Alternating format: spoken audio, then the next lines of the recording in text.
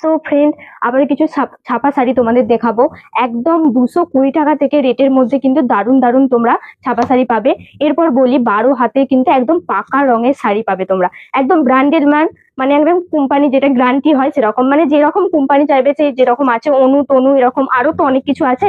তো সেই কালেকশনের উড়ে সেই ব্র্যান্ডের উপরে তোমাদের এতগুলো ছাপা শাড়ি দেখাচ্ছি। দেখো আরো আছে, অনেক আছে, ভিডিওতে অত দেখানো সম্ভব নয়, তো এইগুলো তোমাদের দেখাচ্ছি।